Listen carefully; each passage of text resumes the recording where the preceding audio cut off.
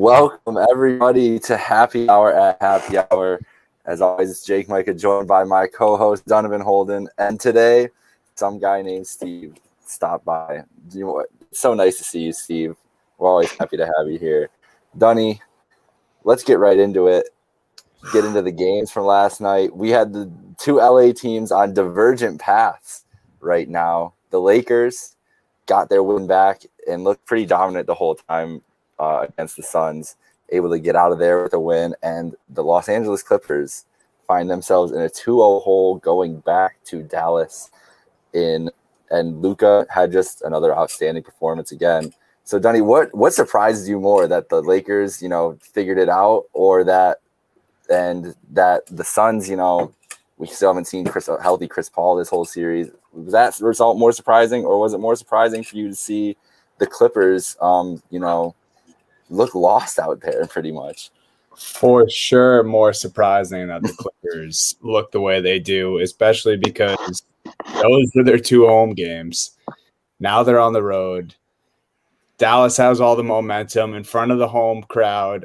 You can expect loud fans in Dallas. Luka is just hot at the perfect time. Definitely more surprising for these Clippers because, we talked about it last year. It seemed like they had maybe flipped the script. They have a few new moving pieces. They have playoff Rondo on this team now. Just ready. They all seemed a little more motivated. And then to be in this position, it's just, Stevie alluded to it before we hopped on the show. Kawhi had stints on Luka last night. It didn't matter. No one on that team can check Luka right now anyway. So that's definitely more surprising to me. Stevie, you were probably just in heaven watching that game last night, watching your boy go up. I remember full disclosure, my brother, I was sitting next to him the whole night, huge Luka fan. I bought him, he graduated college. I bought him a Luka jersey for his college graduations. He was rocking it last night and just hyped. Just loving every second of it. So what a guy. What can they do? Anything? Can they do it? Like what adjustments can this team really make? Because we've heard about the last couple of years, like the Clippers. Oh, they could be the best defensive team in the league. Like they have all these perimeter defenders, all this shit.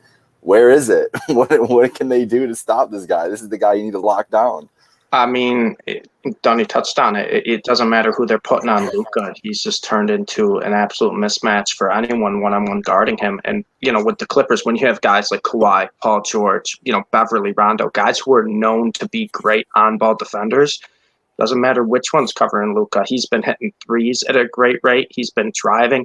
He channeled some inner Dirk with the little, spin around, step back jumpers. It was phenomenal to watch.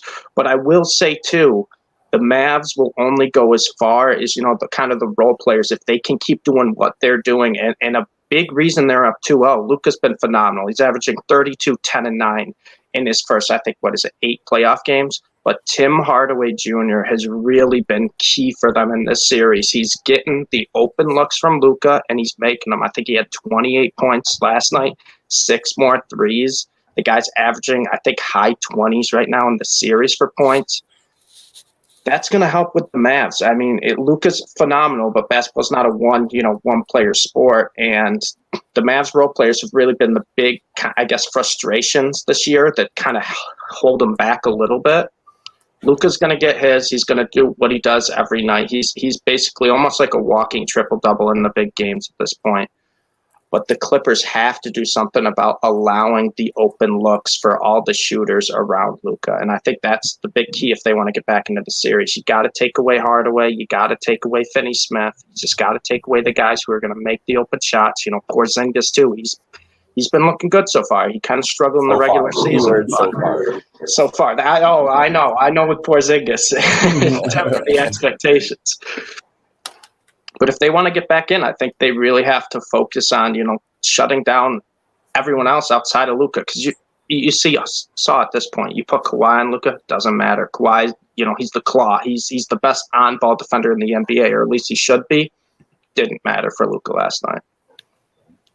Yeah, I just saw Stephen A put out a take on Twitter just now, and usually Stephen A is coming out with the hottest takes you can hear, or something to grab the audience's attention, and he just said Luka has been the best player in this series. Like, I feel like But that's kind of obvious. Like, yeah, I don't think that's a hot take. Like, that's not Stephen A. I don't know if you're going to find many people to disagree with you. Because he has shown. I mean, we both just touched on it. Like, he's torching who's ever guarding him. Kawhi's obviously not playing as good as him right now. I mean, if we're talking who's had the best dunk in the series so far, sure, we'll go with Kawhi when he put Zubac in a body bag. But that's not what we're talking about here. Luka's been doing what he needs to do to win. And I'm glad you brought up Tim Hardaway, because you kind of saw towards the end of the regular season, he had a few 40-point games here and there. He was like scratching the surface. And you're like, you know, if Luka makes it that easy for him, like, he's going to be a big piece moving forward. And he's shown that. Yeah, and that's the thing is, like, it doesn't really matter. It doesn't really matter, like, the start. Like, we like rate star power when we come into these series, and it's so arbitrary, really. Like, I mean, obviously they've got the accolades, like Kawhi and Paul George have had these accolades throughout their career, but as a team, like, there's a reason these teams are the 4 and 5 seed, no matter what it comes down to. Like, that's everybody looks at these matchups and, like, who we perceive as better in our heads and everything. But with the given context and just what we know about Luka Doncic at this point, like, obviously we knew how incredible he was, but he clearly takes it to another level in every postseason performance he has ever been in so far into the career. And obviously it's a very young postseason career, but I mean, the dude's he's just been unbelievable, like, unconscious in 8 games now. And it's incredible to see. And it's incredible to see a team that we thought would be so powerful defensively not have any answers for him. It's like, and this isn't even the best squad that he's going to have around him in his career. Right. And it feels like to me that Luka is that next, like, generational star that the NBA is going to get, where he becomes kind of the face of the league. Obviously, it's LeBron, and it'll be LeBron until he retires. But I feel like once, you know, LeBron does retire, it feels like Luka is going to be that next guy where everyone's just going to compare everyone else in the NBA to Luka. I mean, he's still super young, and he was playing professional basketball. 23 years old. Yeah, he was playing professional basketball, you know, overseas when he was, 17 years old. I mean, this guy, he has the experience, and he steps his game up when it matters most. And I think that's really big thing to see in a young player at the early parts of his career. Yeah, and so it's going to be interesting to see them back in Dallas. I think that's Friday night is Game 3 back in Dallas, 9:30, and just see what the response will be from the Clippers. Do we want to touch any more on the Lakers and Suns here before? I mean, we don't really have to go deep into the Celtics or anything. It's just, that was pretty much nothing much to say there with that game. But Dunny, what do you want to say here? I just wanted to say one thing. I guess I can say one piece about each, because I definitely have a word for the Celtics. My thing with the Suns-Lakers game, though, I think a lot of people anticipated a Lakers win. But what I touched on yesterday, I mean, and a few of us did, we kind of called out Anthony Davis. He had to be better, and he was. He was perfect. Just a little bit, yeah. And the only thing I asked of LeBron is because we didn't necessarily see a bad statistical game from Braun in Game 1. It was just, I just wanted to see him move better, you know, and be a better teammate. You saw that clip of him telling KCP to shoot. He kind of got a hold of this Lakers group and was like, all right, we're in the playoffs. We took an L Game 1. And it was just more, you know, we saw the alley-oop from Davis to LeBron, like those types of Lakers Showtime plays. And then, of course, the win comes with that. That's what I kind of wanted to see from the Lakers, and that's what we got last night, essentially. I mean, LeBron and Anthony Davis, they played like alphas finally, right? Anthony Davis attacked the hoop last game. LeBron, the ball went through him at the end. When the game was starting to get close, LeBron kind of took that game over. And that's what you want to see if you're pulling for the Lakers. You want to see LeBron and Anthony Davis play aggressive, you know, just drive the ball to the hoop, play like they are the leaders. We didn't see that Game 1. We absolutely saw that Game 2. Well, yeah, and the joke, it's played out, the discussion about LeBron being clutch anymore. Like, it's whatever. But I've always made the joke that LeBron, like, it probably leads the NBA in the shot where he hits the big three that puts him up 9 instead of like up by like just 3. Like, LeBron he's great at that. Like, it's a high pressure shot, but like not the crazy situation. And that was what the one he drilled last night. And I was sitting there and I was like, that's him. Like, you knew the second he was even stepping into it that was. You've seen that shot so many times in his career, and like you said, they took over, especially in the fourth quarter when they unlocked 80 at the 5, and I was waiting for it because it was really ugly. Some of those Gasol minutes late in that game were just really, really ugly. And I really liked when, you know what, we talked shit about Drummond the other day. He had a great game, but Vogel knew when to be like, all right, time to get Andre out of here. Like, he served up his use. And so that was just a thing we touched on about the Lakers the other day, was the big rotation. Basically swapped in Gasol for Harrell just for better decision making and defense. I don't know if Gasol, there's still those just moments where he just gets blown by, but it was good to see them at the end of that game. I think that their best lineup with KCP and Caruso and Schroeder out there, and Schroeder also an amazing game he had for the Lakers too. Caruso's dunk at the end too. But did you guys see LeBron screaming at KCP? I was like, how terrified would you be in that situation with LeBron screaming in your face to shoot the ball?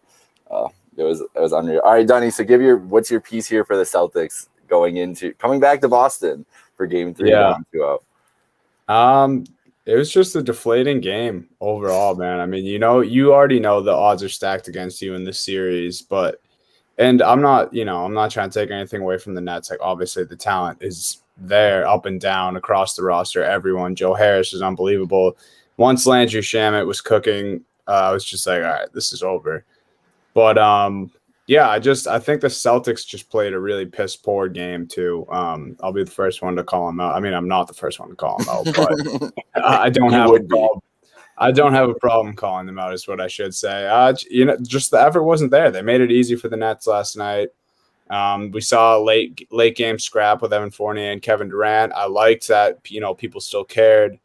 I thought Smart's post-game presser was, positive in the sense that, we don't need negativity right now. We need positivity. That's the only way we're going to stay in this series.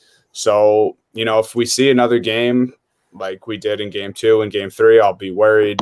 If they can at least keep that intensity and, ride with the way Fournier and Smart acted, I'll be, at least happy as a fan that they're still fighting. But that's just what I want to see moving forward. I mean, they know they're outmatched. It's tough to see Tatum get poked in the eye and leave the game. But, I mean, by the time he left the game, they were already down by 30. I'd just like to see them put up, that's probably the reason he left, right? Like, right. I mean, why even bother coming back at that point? But, it is what it is. Kyrie's going to have to play in front of Boston. That should be fun. Hey, for at least the drama. So the Garden's going to be rocking. That's all I know. I know I can count on that no matter what I see on the floor from the Celtics. I know, especially for a nice warm welcome for Kyrie Irving from the Boston faithful. He deserves it going into tomorrow. So let's get into tonight's slate of games here. Dunny, we've got the Wizards and Sixers, Game 2. Sixers won 125-118 in Game 1. It didn't really even look that close throughout the whole game, but the Wizards kind of just hung around. So tonight, what are you looking forward to? Yeah, I mean, I think I just want more fight out of Beal and Westbrook here, because it seemed, I don't know, Game 1, like they both got theirs at certain parts of the game. But, I mean, I know I talked about this with you guys. I really anticipated a huge game out of Westbrook. We didn't see it. I mean, there's just parts of the game where he disappeared. And Ish Smith, kind of looked like the better option than Westbrook in Game 1, which, Ish is a scorer and he's going to get buckets off the bench, but you want that, as a second option, like I mentioned, and it didn't appear that way, especially at times when they're on the floor together. It seemed like Ish was trying to facilitate and move around as much as he could, where Westbrook was kind of just fading to the corner or really not getting to his spots. I mean, those two obviously have to be fantastic for them to win this series. The 8 playing the 1. You have Ben Simmons, one of the best perimeter defenders in the league, matched up against one of you guys while you're out there.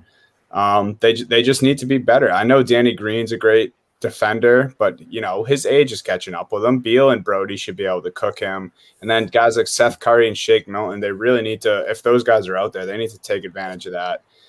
Coaching needs to be on top of that. If they see those smaller guards in the game, put Beal and Westbrook back in, get easy buckets while you can in the mismatches. But Embiid, he's going to get his, of course. Well, that's part of the thing with what you're saying there too, is that those, like, you could tell how much that trying to drive into Ben Simmons and Joel Embiid was affecting those guys, the whole team, not just even the guards, the whole team dealing with them that game. Like, you could tell that their whole offense was kind of just they were just affected by Embiid, which is what he can do. Like, just his presence in those areas when he's at full go and looks like himself, like he's a threat everywhere on the floor defensively. That's really what makes him a difference maker. Stevie, what are you looking forward to in this game tonight? I think it's a really bad mismatch for the Wizards, and that's the big thing for me. I hope Westbrook has a great game, but you're going up, like you said, Dunny, Ben Simmons. I think he is the best defensive point guard in the NBA, and he's probably the worst matchup for Westbrook, a guy who likes to drive, who likes to attack, to go up against a guy who's a 6'10", just athletic monster. I mean, Ben Simmons, he had 15 rebounds, 15 assists in the first game. That's what Ben Simmons does. He's not going to score 25 a night. He's just going to play great defense. He's going to get the rebounds. He's going to get the assists. And the big thing here, too, I mean, I don't think it's going to happen, but I would love to see the Wizards, one of their big men, step up and play like the game of a lifetime, because Len, Lopez, Gafford, they looked so outmatched against Embiid in game one. And I really think that's going to continue throughout the series. But if one of them can just have a career night, maybe we'll have a better game. It's just right now it looks like Embiid can do whatever he wants at will against those big men. They just aren't skillful enough to keep up with them. Yeah, I'm with you there. And Vegas kind of agrees with you there. It's an 8.5 point spread, yeah. Dunny. That seems to me like we're expecting another kind of blowout scenario. So what's your pick tonight? You think the Wizards can cover, or do we have the Philadelphia 76ers in a nice blowout win in our NBA TV matchup for the night? Man, dude, I don't like betting against Russell Westbrook, especially when they kind of almost give him a generous spread. Stevie, we'll come to you here. We'll come back to Dunny while he gets this out. What? What would you prefer? Who do you think is going to cover? I mean, the Wizards covered game one, right? They could cover game two. I'm kind of leaning towards the 76ers here. But I personally just won't bet against Russell Westbrook. I've liked him too much throughout his career, and every time, you kind of count him out, he proves you wrong. So with that being said, I'll take the 8.5. I don't feel great about it, though. Denny, who do you got for this matchup? I'll go Wiz too. Oh, there we go. I know I'm wearing the Philly jersey, but that was kind of just for show. I do want to touch on what Stevie said about these bigs. They're kind of, for the Wizards anyway, they are helpless against Embiid in a sense. But I guess what I think is if Beal and Westbrook can be good and, go on that takeover mode and make this a series, because this could easily be a sweep. But if they can win a few games single-handedly, use their star power, I think this grouping of bigs, can tire out Embiid for a series. He's going to get his on a nightly basis. But I do like the options that this Wizards team can throw at Embiid because, as we know, many people can't cover him at all. Like there really isn't, a guy on every roster that can cover Joel Embiid. I think outside of the Milwaukee Bucks, the Wizards actually might have the best bigs to throw at Embiid. He's going to get his against anyone in the NBA, but I mean, Len and Lopez are both legit 7-footers with some, decent size. Len's a big guy. And then you have Gafford, who's this, sensational shot blocker. I think if you throw a steady diet of those guys at him for a series, right, it has, the wins have to come. I think Beal and Westbrook, hopefully they can do that. I think you can at least tire Embiid out because that's been a problem in the playoffs before with him is conditioning. And, he looks like a different animal this season. I don't think it will be an issue, but just something to keep an eye on, I guess.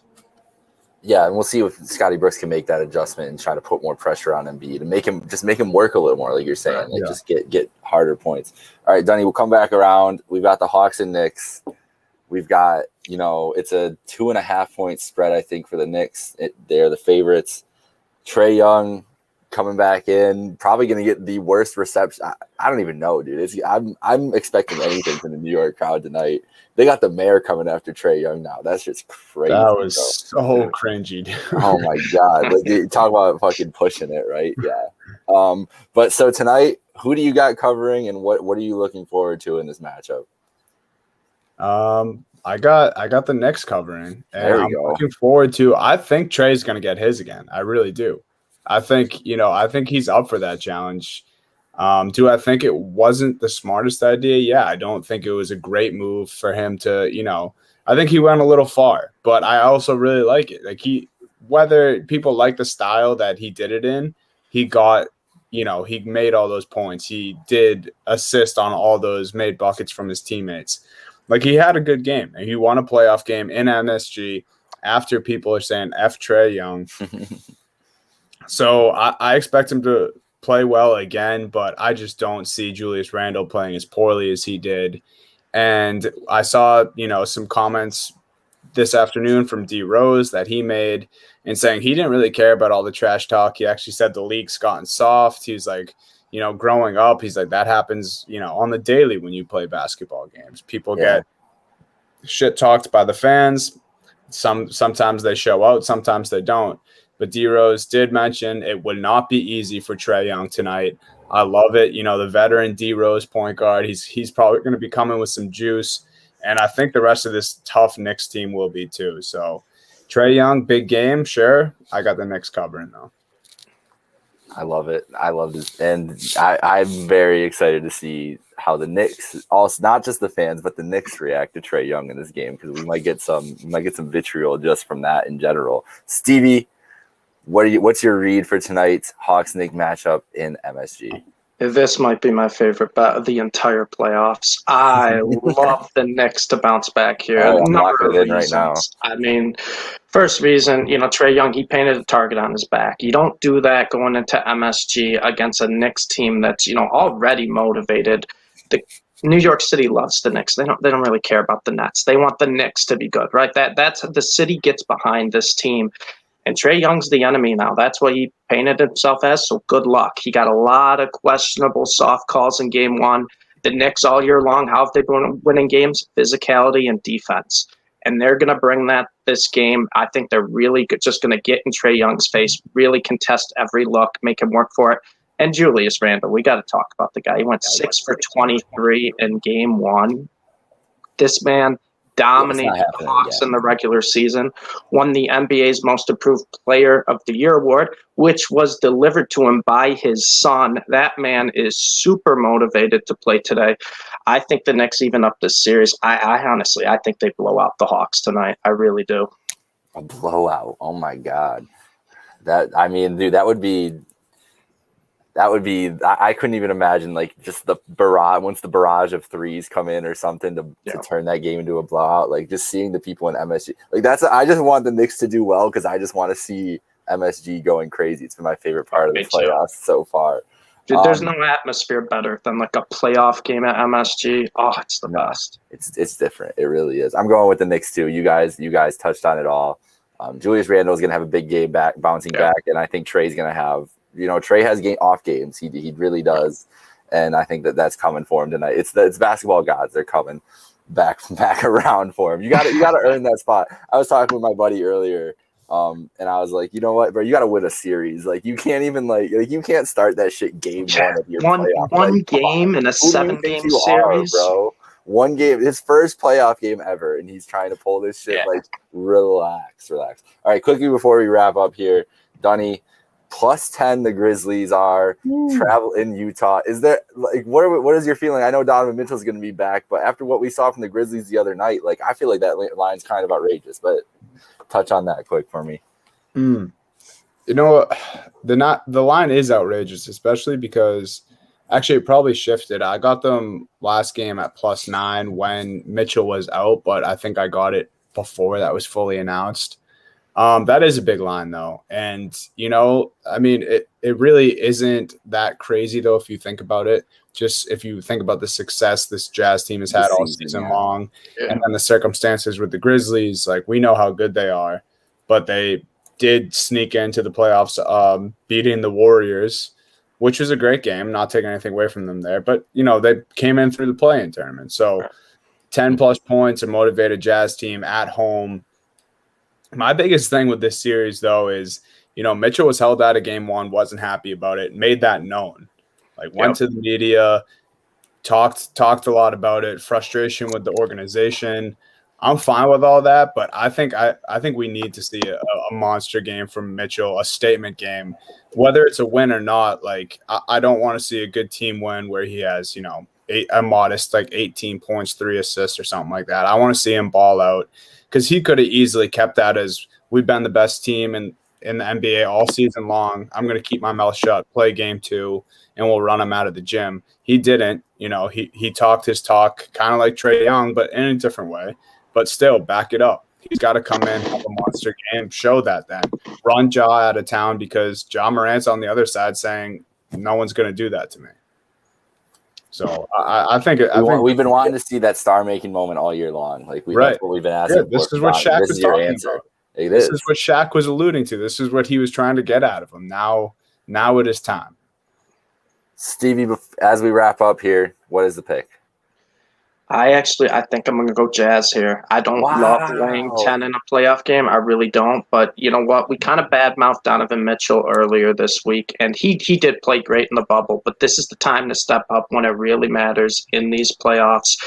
And like Dunny said, he's motivated for this game. He was not happy he didn't play in game 1. I'm expecting a big game out of him in game 2. And a big reason, why I kind of like the Jazz with Donovan Mitchell, it makes their bench and depth so much better. You get Ingles and Clarkson being able to come off the bench. And those are 2 really good guys to come off the bench. Yeah. Got a great rotation. And the Jazz, one of, if not the best 3-point shooting team in the NBA this year. They were 12 of 47 in game 1. I think that kind of gets back a little more, towards what the Jazz can do. They can put up 23s and make 23s in a game, no problem.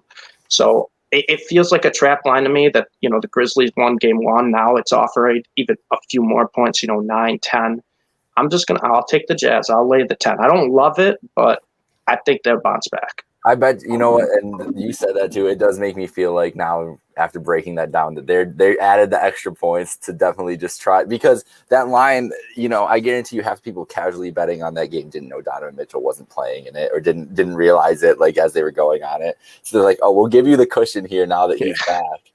And, the Jazz are pissed off and might figure some shit out. Right. Like, this game could be like last night's, like, where it's like 46-20, or 2 nights ago, the Milwaukee and Miami game. Like, I could see a scenario where it's like that with this Grizz team. But yeah, I'm gonna ride with the Grizz just because fuck it. Like, I can't look away at 10 points. Like, I'll take that, and I just hope to manifest close basketball games as we watch into the wee hours of the night. All right, well, that'll do it. We're for Donovan Holden and some guy named Steve. We're getting off here. Stay tuned as the NHL preview show hops on right after this. Thanks, boys.